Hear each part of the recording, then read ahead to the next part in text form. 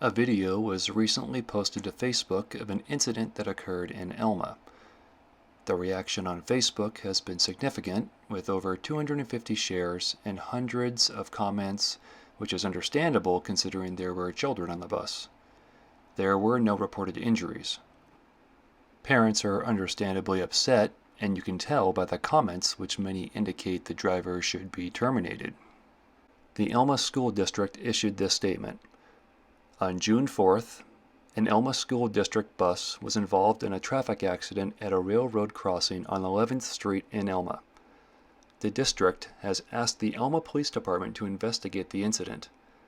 The bus driver has been removed from driving responsibilities until the investigation is complete, at which time the transportation supervisor will take any appropriate personnel action. Our priority is student safety, and our approach to this incident will be consistent with that priority. We will take every necessary step to prevent this from happening in the future. We will share the results of the investigation once it is complete. Now, I watched the video over and over and over again trying to make sense of it. How did this happen? And what really bothered me is that I can only assume the driver is feeling terrible right now, especially with the Facebook mob demanding they be fired. Is that a fair reaction with what we can see in the 15-second video? Most comments to videos like this are emotionally driven, which leads to filling in the blanks, making assumptions, and drawing conclusions that are usually far from the truth. As soon as the video starts, we can see the railroad warning signals are already activated and the gates are down. One gate is resting on the roof of the bus. The bus has flashers on and appears to be stationary. It's difficult to tell where the bus is in relation to the tracks, but the rear tires appear to be behind the white stop line on the pavement. I can't hear the audible warning from the railroad crossing, but we may not be able to hear it from inside the vehicle. And just so you know, I took the audio out of this video. After about 5 seconds, the bus proceeds forward through the crossing and clears the tracks. The video ends. It's a compelling video, but doesn't provide a lot of information. There are two things that need to be broke down in order to figure out what happened.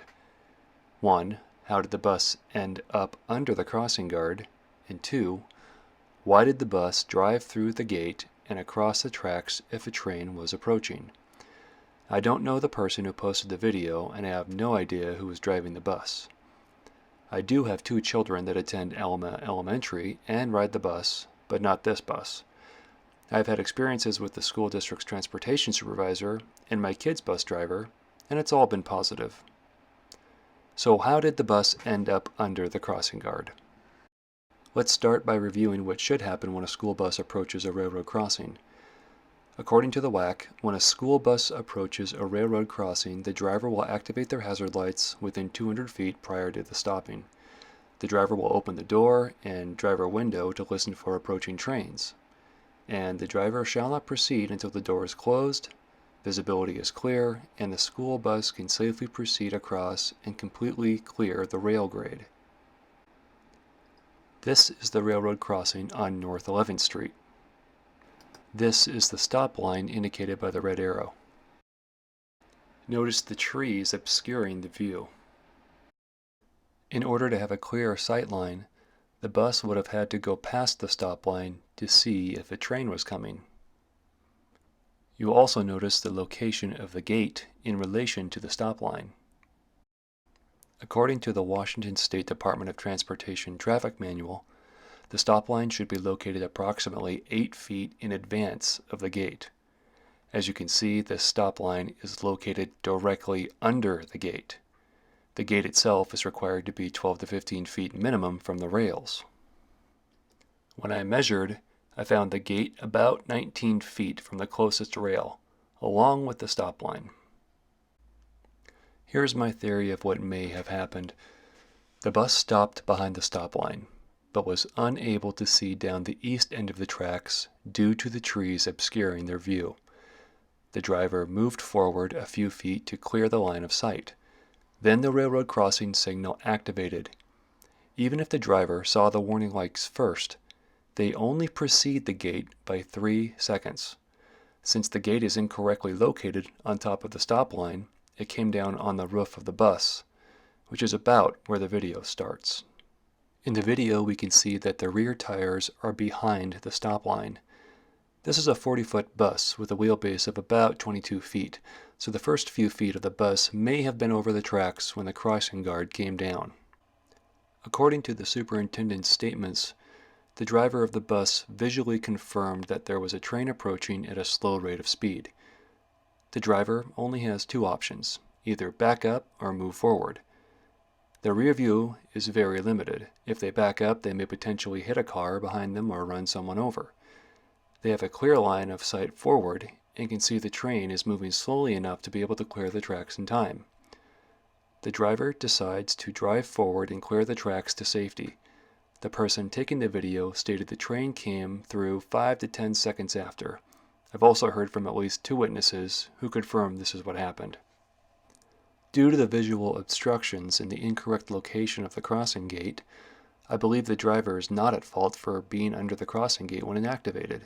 Furthermore, the driver quickly realized they had limited options and took evasive actions to avoid what could have been a devastating event. If this is the case, this driver should be commended, not condemned. Now, when I was investigating at the railroad crossing, a resident who lives closest to the crossing came out to chat. He didn't witness the event, but he says he sees most of the activity that takes place at the crossing. He said that recently the warning lights and crossing gates have been spontaneously activating without the presence of a train almost daily. He said he had reported it several times to the railroad. As we were finishing our conversation, the signal activated and the crossing gates came down.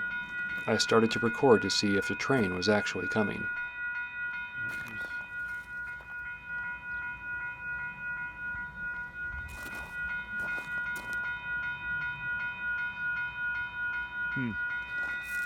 That's weird.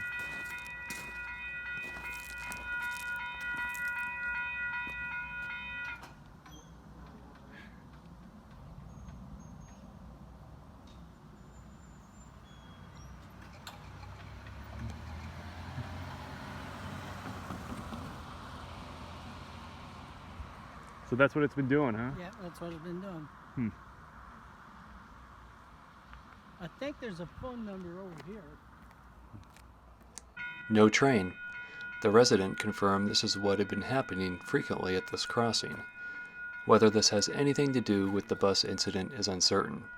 Maybe there's a reasonable explanation for it, but it does add a layer of questions to the incident from a layman's perspective. There's more information out there that I don't have. If I did, I might draw a completely different conclusion. That's why we have people who are trained and paid to investigate incidences like this. The main point I want to drive home here is this. We saw a 15-second video with a limited point of view and no other information. From that, many people inferred the driver of the bus is responsible and should be immediately terminated. They grabbed their virtual torches and pitchforks and were ready to condemn the driver for putting our children at risk. This is the danger of commenting and sharing with emotionally driven, foolish judgment without knowing all the information. It's irresponsible and it hurts us. It hurts the individual, the driver, it hurts the school district, and it hurts our community. When you see something like this, no matter how it makes you feel, try to refrain from making an emotional judgment and throwing gasoline on a fire that shouldn't have been started in the first place. I challenge you to take a second draft perspective and ask yourself the questions that challenge your emotional bias. Pay attention to the facts. They have far more weight and substance than emotionally driven reactions. Thanks for watching.